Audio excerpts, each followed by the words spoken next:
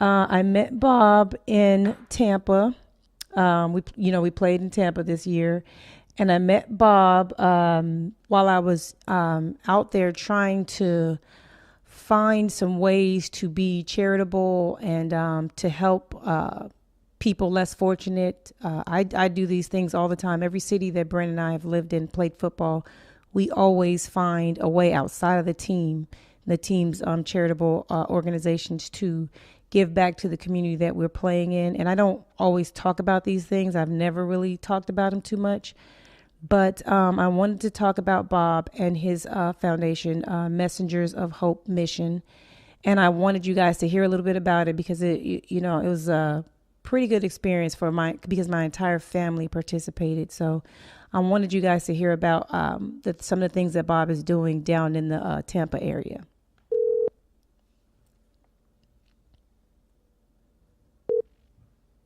Good morning. Good morning. How are you? I am doing well. How are you? Good. Today's a good day. Just dropped Aiden off at school not too long ago and just recording, got to work out. My typical day consists of being a mom, working out, and then being a wife and mom, and then going to bed and repeat. Is there anything better than that, though? Not really. I mean, I'm going on vacation soon, so that might make me feel better. But I always miss these guys when I'm on vacation anyway. So, well, I hope you enjoy your vacation. I know they'll miss you. I know they will. They always act like they won't, but they always miss me so much. They That's act a like guy thing. Yeah, they act like yes, she's gone. We can eat whatever we want when we want. Like Aiden's gonna be on spring break. I don't know what I was thinking, leaving him with Brent for spring break. So, but they both got to grow up at some point, right? Yeah, there you go. So I'm going to let them do what guys do when they have nothing else to do. And I'm going to go do what I want to do with my girlfriend. So there you go. Yeah. So I hope you enjoy your time.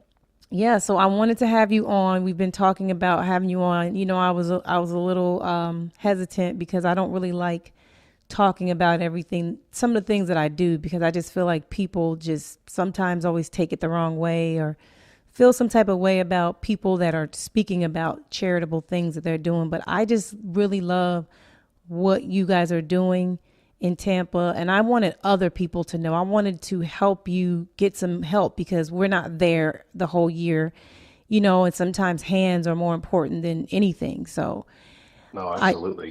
So I wanted you to, have the floor for a minute and talk to my listeners about Messengers of Hope Mission. Sure. I'll give a brief history. Okay. We started this 2.5 years ago, almost 3 years ago, and we knew that there was a homeless issue. At the time, we would have called it a homeless problem, but we've learned it's not a problem. These are people.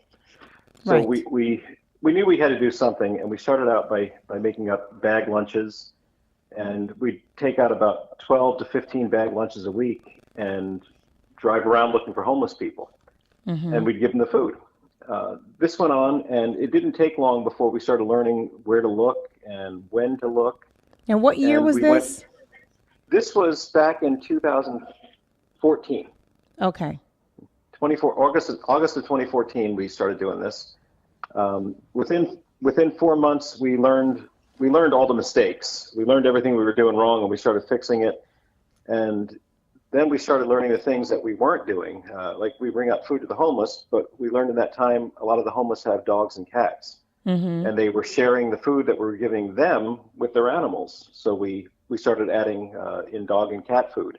Wow. And it kept growing to where we were feeding about 150 people a week. And then Pasco County put a panhandling ban in effect. Wow. So we had trouble finding them again because if they were out panhandling, they would be arrested or at least cited. Mm-hmm. So it was very difficult to find them again. So we started, when we did find them, we'd say we'd meet at this location. And we started building on major stops rather than lots of little stops. Yeah. And then we've become more than just a homeless ministry, as you know, and I'd love to share that story a little bit. But we found this neighborhood. Last year we went out, it was on Father's Day. I asked our regular volunteers, take the day off, spend time with your fathers, spend time with your kids. Enjoy your day. I've got a friend that doesn't have children himself. He's going to go with me. We'll go out and we'll feed the homeless. And so we had this all planned out. It happened to be the first weekend in Florida where there was going to be a tropical storm supposedly coming through. So they had opened all the shelters. Okay. Well, we had enough food for about 100 people, and we couldn't find more than maybe 10 people. Oh, wow. Now, in my mind, I'm thinking we're wasting all this food, and my friend who has only been out with me one other time, who is low income himself, is probably thinking they're wasting all that food. My family could be eating that food, and they're wasting it. They're throwing away this food every week. Right. And very sheepishly, I asked him, I said, is it okay if you take some food for your family? And he says, man, I thought you'd never ask. And nice. So we're driving. Yeah, it was just a beautiful thing. Yeah. So we're driving to his neighborhood, and he lives in a low-income area.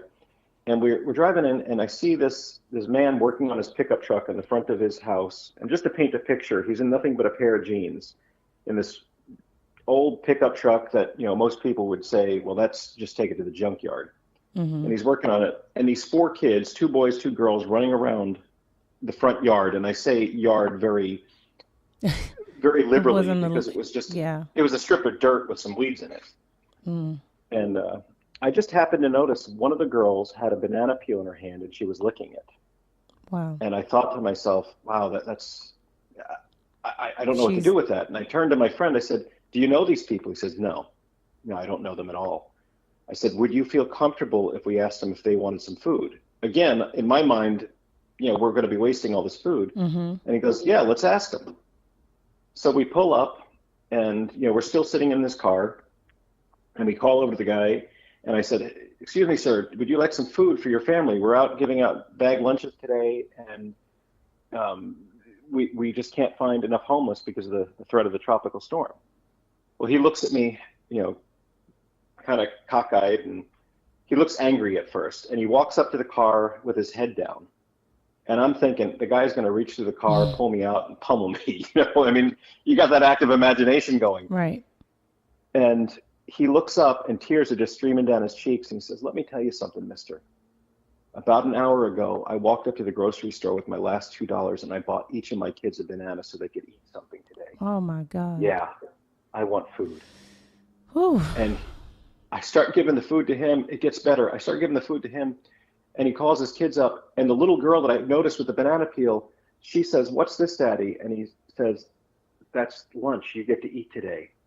She starts jumping up and down. Yippee, yippee, yippee, we get to eat today. God. She goes running into the house, Mommy, Mommy. And I can hear her the whole way, Mommy, we get to eat today. We get to eat today. Now, the mother comes out on crutches. She's curious who this stranger is giving her kids food. Right. And any mother would want to do that. Right. And she comes out and she starts questioning. Of course, her husband's there. And, we explain the situation. She's bawling because they're in this situation because she broke her leg at work. And, she had to be let go.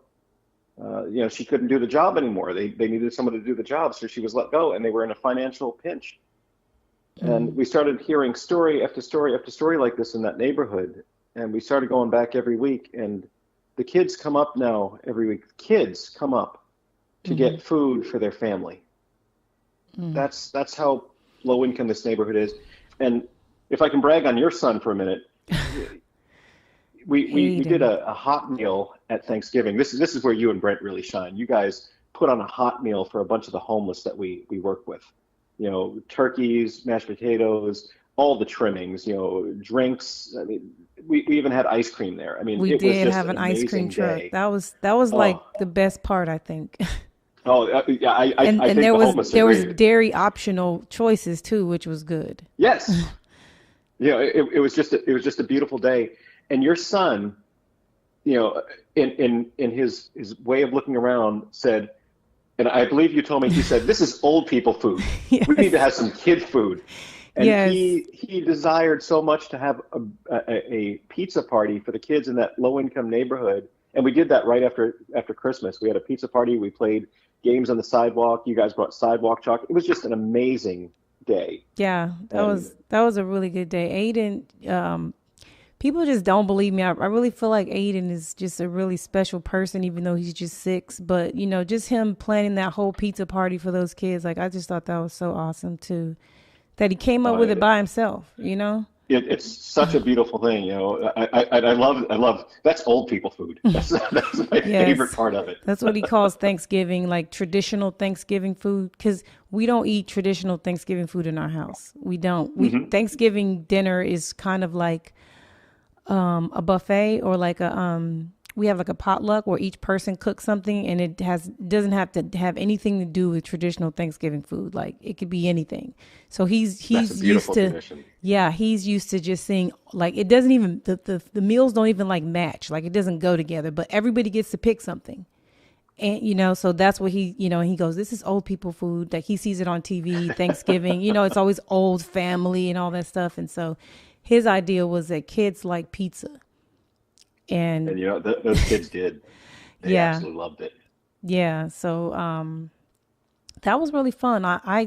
I love that, you know, my entire family got to participate. My dad, Brent's mom, Brent, you know, it was like a family affair. And I just like that you guys really go, like, I know that you guys aren't like rich or anything like that. You have your own struggles, and you continue to help people that need you. And so that really touched me, you know, because I just feel like most people expect someone that has it all, that's wealthy, that, you know, is doing great, to give back. And to see you guys, who you're not extremely wealthy, you don't live this lavish life, but you give like you do.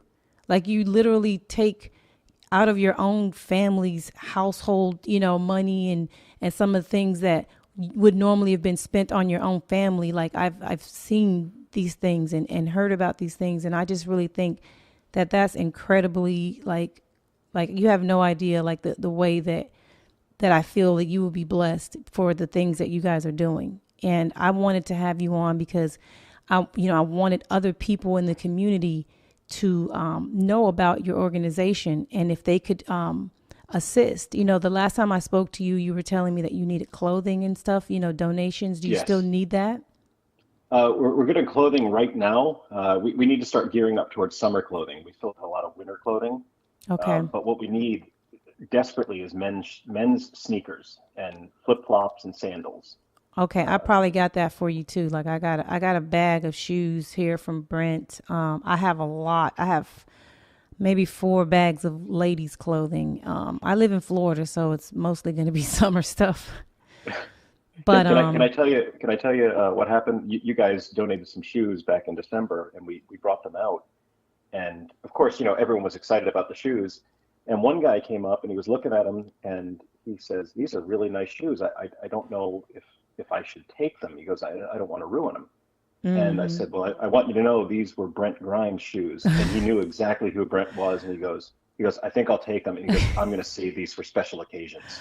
Oh, that's nice. You know, it was such an amazing thing. He was so touched by your generosity. Well, that's nice. I'm just happy that we're able to help other people. You know, when I moved to Tampa, my mission while I was there is I wanted to figure out a way to help homeless people, because I started learning, you know, when we see homeless people, we automatically think, oh, they're just lazy, they're drug addicts, you know, they don't want anything from life. And what I learned in Tampa is, you know, and it's probably everywhere else, but that's far from what a lot of homeless people are. You know, yeah. They've fallen on some hard times. You know, the economy, you know, crashed and screwed them over, and, you know, injuries and, you know, just money in general. Like, you know, you see people, you know, in jail because they can't afford bail, like $300, $600. You know what I mean? Like, it's very difficult to come across money if you have like an emergency. And sometimes that's all it takes to be homeless, to lose it all. You know, it's just a couple of bad turns in life and suddenly you're homeless.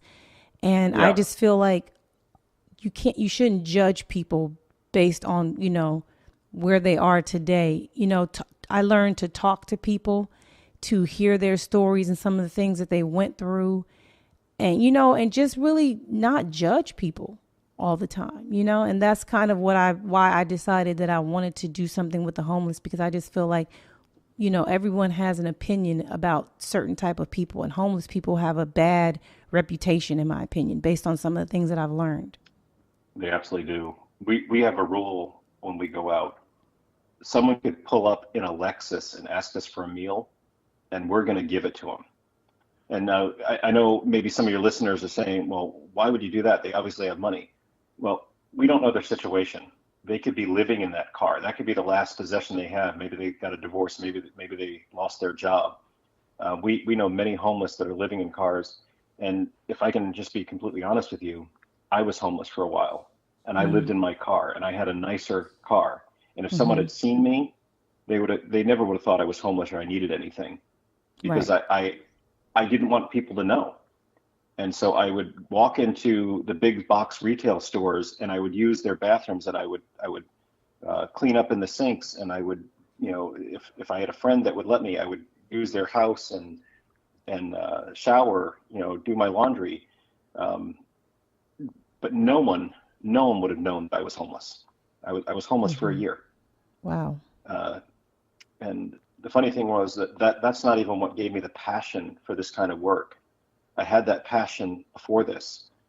However, I was one of those people that always went, there's nothing I can really do.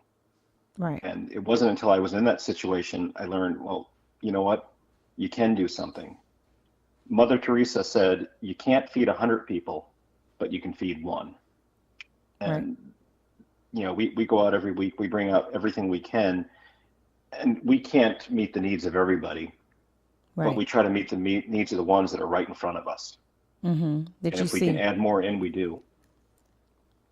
Yeah, that's pretty incredible. And I really commend you and for everything that you guys are doing. I wanted to give everybody the information, and it's Messengers of Hope Mission, and the P.O. Box is 732.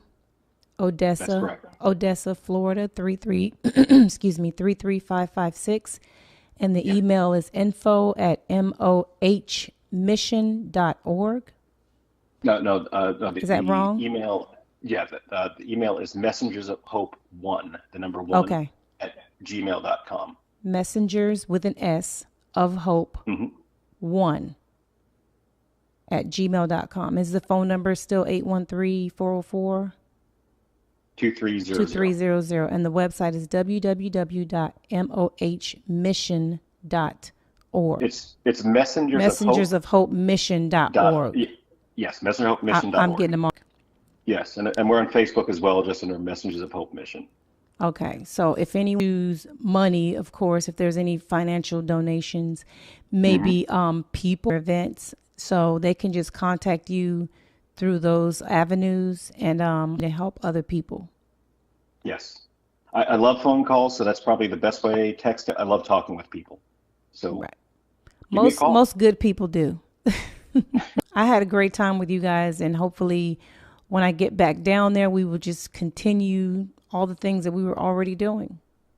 Absolutely. And we miss you guys. We love you guys. Miss you guys too. Make sure you say hi to Brandon. I will. Aiden misses him a lot. He calls him one of his big brothers now. So yeah, Brendan was asking about him just this week, so I'll let him know.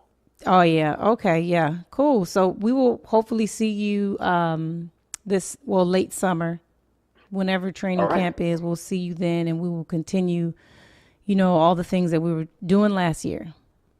Awesome. All right, take care, Bob. We'll have to go out for lunch again. Say hi to Brenda too. Will do. Thank you so much. God bless. God bless. Bye-bye.